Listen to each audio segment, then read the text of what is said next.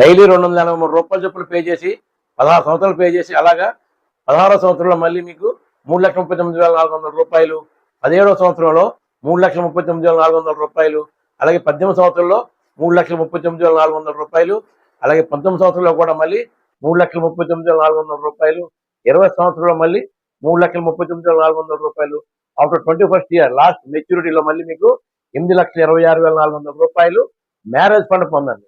ఈ policy LIC వారి జీవన్ లక్ష్య పాలసీ. దీనినే కన్యాదాన్ పాలసీ అని కూడా అంటారనమాట.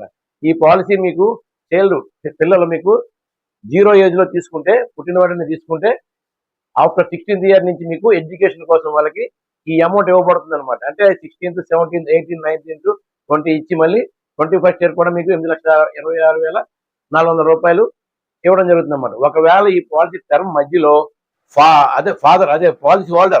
పాలసీ హోల్డర్కి ఇన్ కేస్ ఆఫ్ రిస్క్ ఏమైనా జరిగితే, అదే నార్మల్ జరిగితే 14 లక్షల రూపాయలు ఇమ్మీడియట్లీగా నామినీకి ఇవ్వబడుతుంది అనమాట. అంటే ఫ్యామిలీకి సపోర్ట్గా.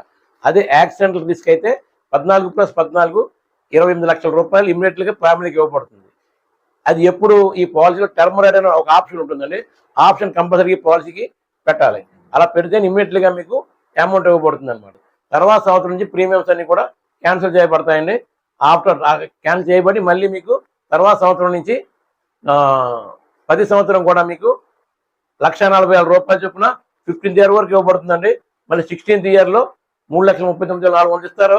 మళ్ళీ 17th ఇయర్ మళ్ళీ 3,39,400, తర్వాత 18th ఇయర్లో మళ్ళీ 3,39,400, 19th ఇయర్లో మళ్ళీ 3,39,400, 20th ఇయర్లో మళ్ళీ మీకు 3,39,400 అలా ఇచ్చి లాస్ట్ మెచ్యూరిటీలో మళ్ళీ 21st ఇయర్లో మళ్ళీ మీకు 8,20,400 రూపాయలు మీరు ప్రీమియమ్స్ ఏమి పే చేయకపోయినా కూడా ఇవ్వడం జరుగుతుంది అన్నమాట. ఈ పాలసీ మీరు 6 నెలలు అకౌంట్స్ నా దగ్గర మీరు ఆనంద్ యాప్ ద్వారా తీసుకోవచ్చు. అలాగే ఎన్ఐఎల్ కూడా ఈ పాలసీ నా దగ్గర మీరు మెయిల్ బిజినెస్ తీసుకోవచ్చు.